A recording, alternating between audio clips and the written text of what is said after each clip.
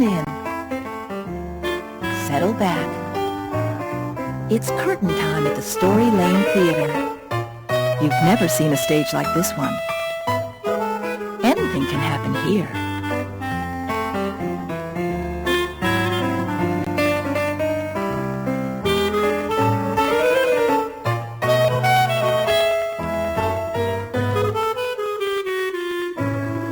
Today we're going to take a journey with the son of a chief in the African folktale called Kola and the Kola Nuts. But before we set off, we're going to visit with the artist who did the pictures you'll see in the show. His name is Reynold Ruffins, and he lives on Long Island, not far from New York City. He's been drawing almost his whole life, and today he makes art for things like books and magazines. He's going to tell us what it's like to be an artist, and how he made the pictures for Kola and the Kola Nuts. I've always lived in New York. I worked in Manhattan, but in the last few years I have come out to Long Island, where it's much quieter, and for the first time I had my own studio arranged pretty much the way I would like it to be. And I'm surrounded by the things that I like, doodads and knickknacks and little things that I can't throw out. I love masks. They're just beautiful, beautiful art. The greatest thing about being an artist is, I think, being able to see light on a leaf, water in a glass, a sense of the time of day, the quality of light, the way shadows fall in the corner of a room, just somehow being observant. It enters through your eyes, gets knocked around in your head, and screamed through all the experiences you've had, but it's getting it down and through your body and out your hands. It makes it real.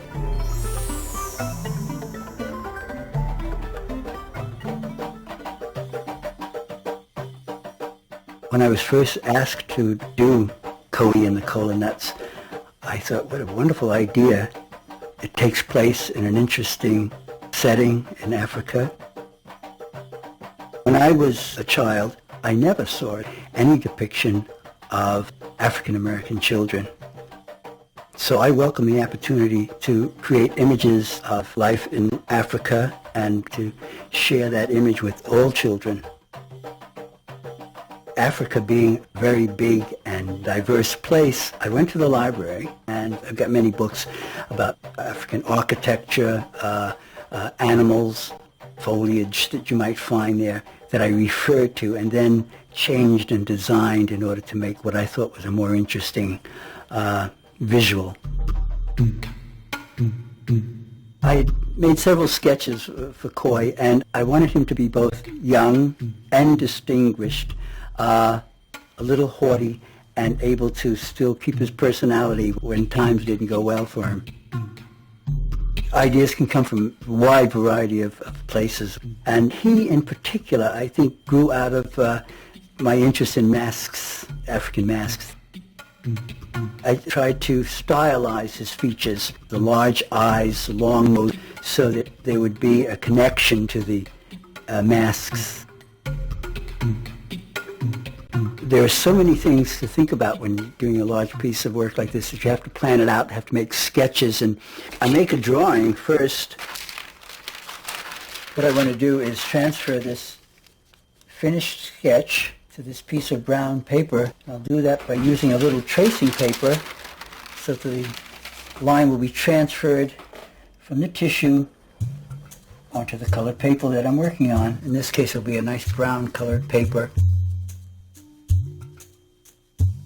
Put in the details. You know, that's not realistic, but it represents hair texture.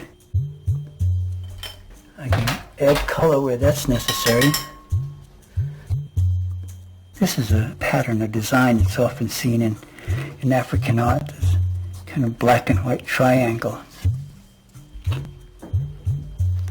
Let's give you a little character, Kola. Eyes reveal so much. This is a scene of Kola talking to the ant that he's met along the way. I have his eyes focused on the ant because he's small, he's got to get close, and he has something to say. I want him to look concerned and interested, just darken some areas to give features and expression. Look pretty good now. Now, what I do is, I'm going to cut this out very carefully, watching the line. There we are, just about done. You're coming alive, Kola. Now that I've finished cutting it out, I added to other elements of the story. And using these cutouts, I'm able to arrange and rearrange figures in different scenes. Now this is a night scene, so I made this the moon, big moon, to give it scale. Palm tree and Kola. He's very concerned, talking to the ants. How about you're so sad, Kola? We'll have a few tears. That's a nice composition for that. How's that, Kola? You like that? You'll feel better later. You'll see. It all comes out okay in the end. I know. Like many other fairy tales, Kola and the Kola Nuts is a test. Someone is being tested for their ability. Kola learned that if you're helpful to others, if you're kind to others without being asked to be, if you do good because you see that it's necessary, that good will come back to you, and that being good is its own reward, and somehow, if you're good, good will return to you.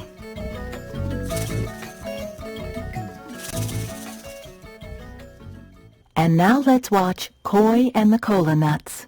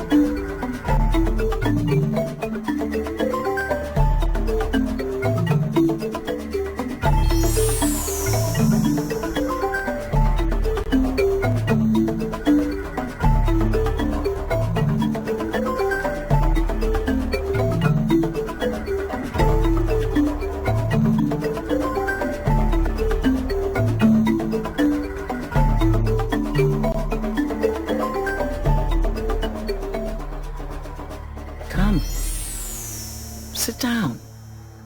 I will tell you a story that comes from Africa.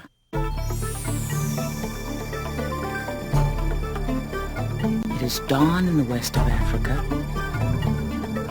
and the sun is a big orange-red ball slowly rising over the horizon.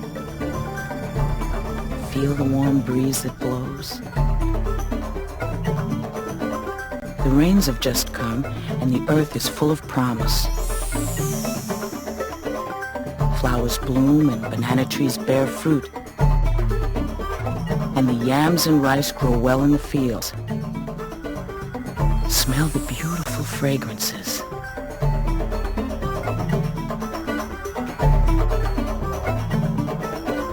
Look, the animals gather at the river. Far in the distance, there is a village. The smoke from the cooking fires makes a trail in the sky. Listen.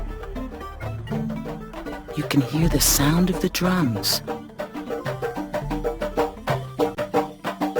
The drums spread the news that the chief of a village has died.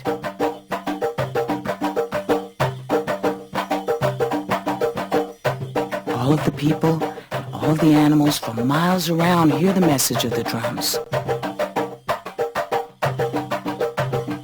Chief Sadaka is dead.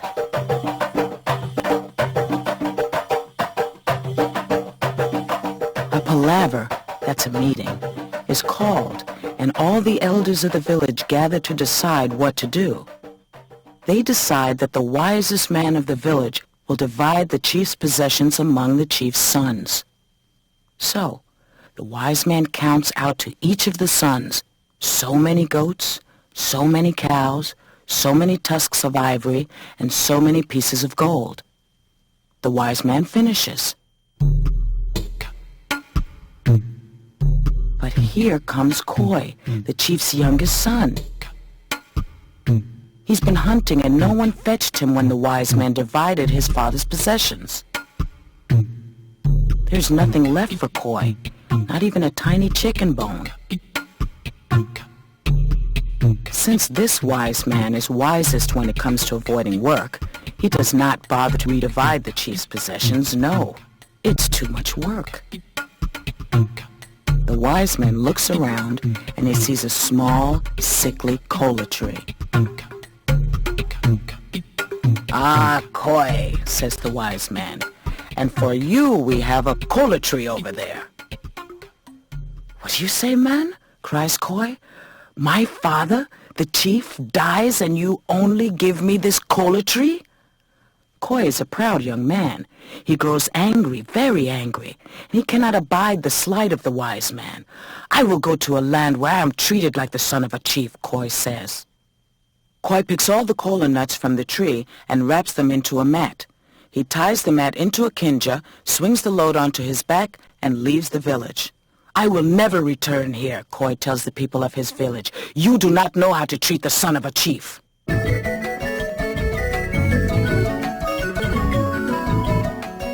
Koi walks for 9 days with the kinja on his back. The kinja is a heavy load, but the jungle makes good music for him to walk by.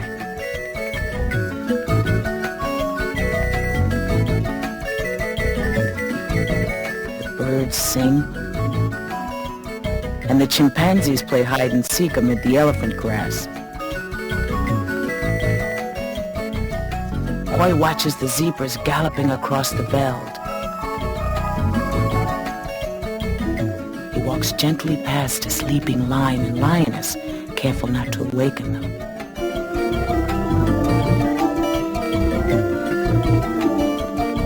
Koi comes to the foot of a mountain. It's a big mountain with a peak hidden by clouds. He climbs the mountain with great difficulty, the kinja getting heavier with each step. Finally, he arrives at the top. He sees the lush valley beneath him. There's a wide, silvery river curling through the valley. "This will be a good place," says Koi. "Perhaps the people there will know how to treat the son of a chief."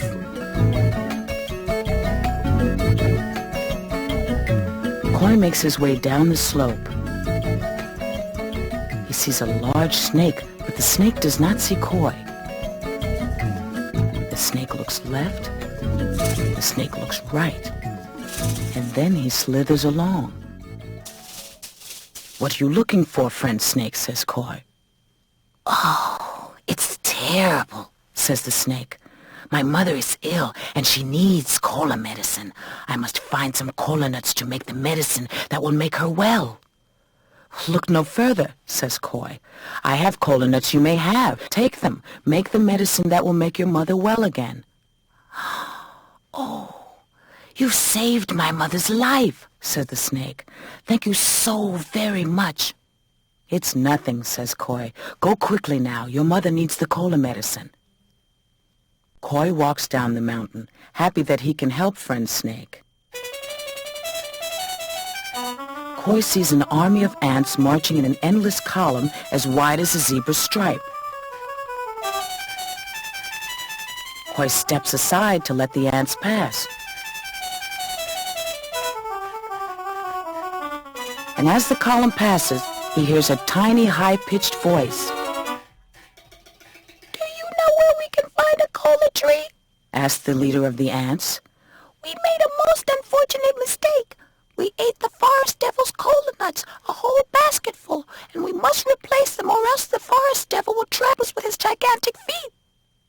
"How many do you need?" asked Koi. "He says he wants as many kola nuts as he has fingers and toes. Let's see.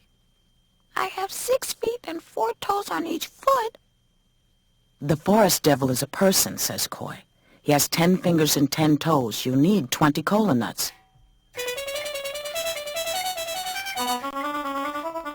Koi takes 20 kola nuts from his kinja and gives them to the ants. They put the nuts on their heads and march down the mountain to give the forest devil his tribute. Koi resumes his journey.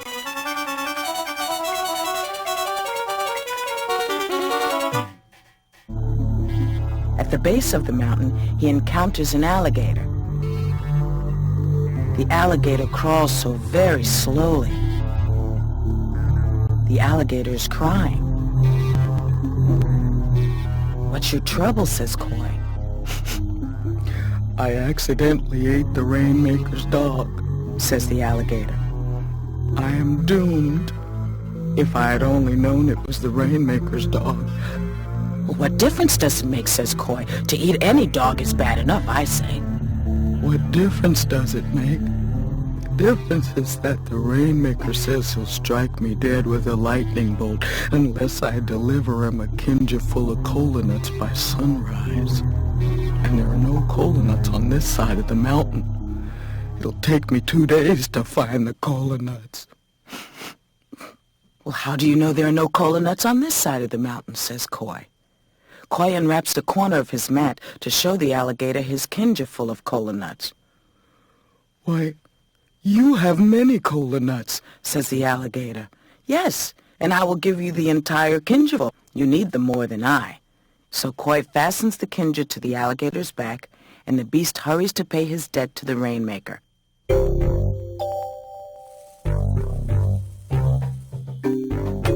That evening, Koi reaches a village. The guard asks, "Who comes to the village of the great chief Folliculi?" Koi stands proudly and answers, "I am Koi from the land beyond the mountain. I am the son of Chief Sadaka." Now Koi is covered with dust and his legs were scratched from the rocks on the mountain. He does not look like a chief's son. "I have run away from my home because the people there do not know how to treat the son of a chief," says Koi. "May I be a guest of your village?" "Son of a chief," says the guard. "You look more like the son of a hyena." As Koi speaks to the guard, many people from the village gather to see the visitor. "He's very dusty," says one old woman. "He's no son of a chief. He's just an asu, nothing but an outcast." "Yes, he's just an asu," says her husband, "and he'll bring us bad luck, too." "Send him away," says another man. "Let's eat him," says a very large and fat woman. "Let's bury him in the anthill," says a tall man. "No, let's feed him to the crocodiles," says another man. "I say cook him in the pot," replies the very large and fat woman. The villagers like the fat woman's suggestion. They seize Koi and take him away to the pot and they chant, "He's no son of a chief. He's merely a thief. There's nothing worse than an asu with a curse. Let's have a great big feast." Or a little one at least. Koi's body shakes with fear. Surely this village does not know how to treat the son of a chief, he says. And a man dressed in a leopard robe emerges from a hut. It's the great Chief Folliculi. "What do we have here?" asks Chief Folliculi. "I am Koi, the son of Chief Sadaka from over the mountain," says Koi. "I ask if I may be a guest of your village, and your people take me to the pot to cook me." The very large and very fat woman shouts, "He's no son of a chief, he's an asu, let's cook him!" The villagers agree. They chant, "He's no son of a chief. He's merely a thief. There's nothing worse than asu with a curse. Let's have a great big feast." Or at least a little one. "Wait," says Chief Folliculi. "We shall test him first to see if he is truly the son of a chief." Koi breathes a sigh of relief. Chief Folliculi speaks. "If the boy chops down that palm tree so that it falls towards the forest instead of toward the village, we will let him go. If the palm falls towards the village, we cook him." The chief's people laugh. The palm leans so sharply towards the village, it looks as though the slightest wind will topple it. Koi shudders and sweats. This test is impossible. He must think.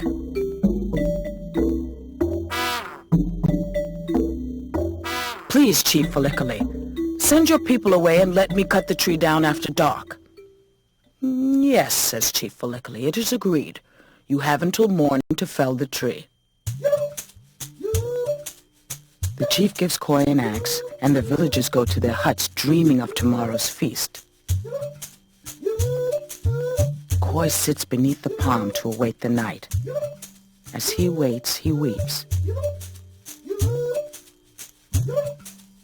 He does not know how he will make the palm fall towards the forest. The cooking pot awaits him, he knows. Koi hears the rustling of leaves and vines. Who is it? Speak! It's me, friend Snake, says a voice in the night. I am tracking you all day. I wish to thank you again for the cola nuts you gave to me. My mother is well, and she sends you her thanks. That's kind of your mother, says Koi, but my fortune has changed since last we met. Is that why you weep? Tell me. I must chop down this palm tree so that it falls towards the forest, or else I shall be cooked. But look at how it leans. The people of this village must drink too much palm wine. Exactly, says Koi. It's a trick. Imagine that, says Friend Snake. Well, we must play a trick on them. I will get my 6 uncles, the pythons.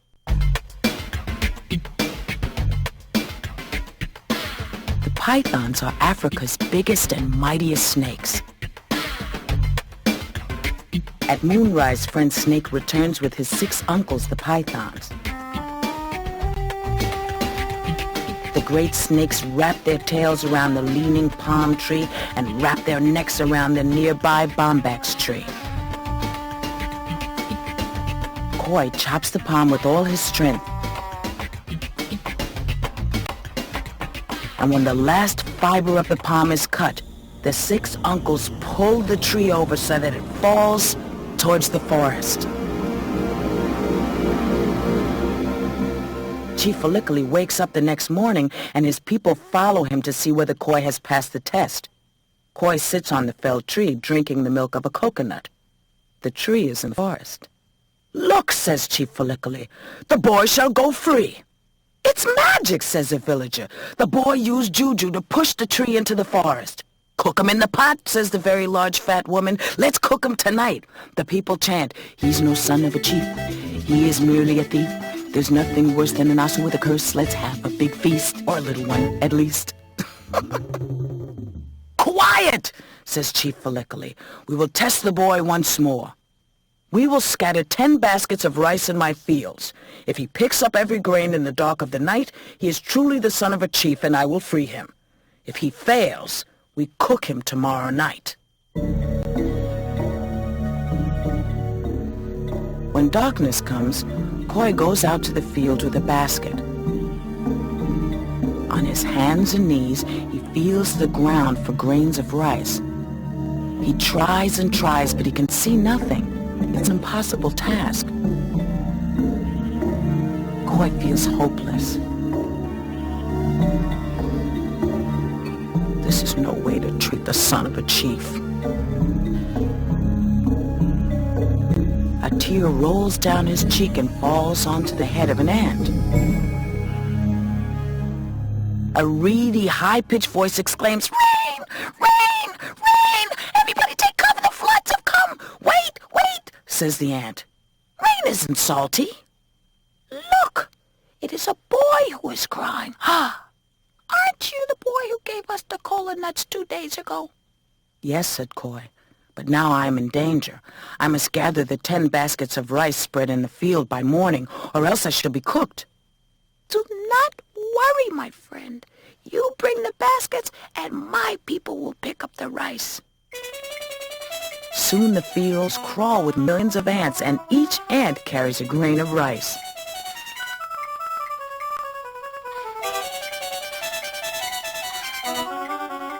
The next morning, The 10 baskets of rice sit before the hut of Chief Folliculi. Koi sits in front of the baskets eating a wild plum. "You perform well," says the chief. "Now you go free." The people of the village surround Koi and Chief Folliculi. "He's a sorcerer," says one villager. "He's the devil," says another. "Whatever he is, he cheats us of a feast," says still another. "Let Chief Folliculi free him," whispers the very large and very fat woman to the very short man. "We will catch him outside the village and cook him ourselves." Koi hears what the fat woman says. He speaks to the chief. "I'm afraid to go. Your people want to eat me, and they will overtake me when I'm outside the village." Chief Folliculi stands before his people and announces in a big voice, "There will be no feast yet. I will test the boy one more time. I shall throw my medicine ring into the deepest part of the river, and if he brings it back to me, will you honor him as the son of a chief?" The people of this village are pleased. In one voice they chant, "We promise, Chief Folliculi, we promise, we promise." The chief raises his arms over his head. There is silence. "It is decided," says the chief. Chief Folliculi and his people go to the river. The chief throws his medicine ring into the deepest part. Then all go back to the village, leaving Koi alone on the bank. Koi looks at the deep, dark waters of that river. "Even Chief Folliculi tried to destroy me," says Koi. "I do not even swim." Koi wades into the river. He sees a long green nose of an alligator gliding towards him. Koi is frightened. The alligator grins when he sees Koi.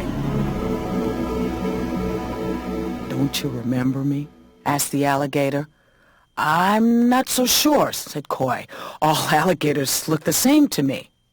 "You gave me your kinja full of cola nuts and saved me from the wrath of the rainmaker," says the alligator. "Oh, I am glad that you still live," said Koi. "As for me, this is the night before I die. I must bring up the chief's medicine ring from the bottom of the river by dawn, or I shall be cooked." "You don't say. Perhaps I can help you. I think I swim a little better than you." The alligator dives under the water and comes up with a small clamshell. He dives again and brings up a fish. The alligator dives in and out and in and out of that water all night. When the sun begins to rise, the alligator comes up for the last time. He has nothing. It's too late. Chief Folliculi and his people will arrive in moments. Koi is certain he will be cooked. "I thank you, alligator. You've helped me as though you were my brother. But it's no use. I will be cooked." Then the alligator smiles. Looped on one of his biggest and sharpest teeth is Chief Folliciuli's medicine ring. "That is it!" shouts Koi. "That is it!" Koi takes the ring and dances with it to the village.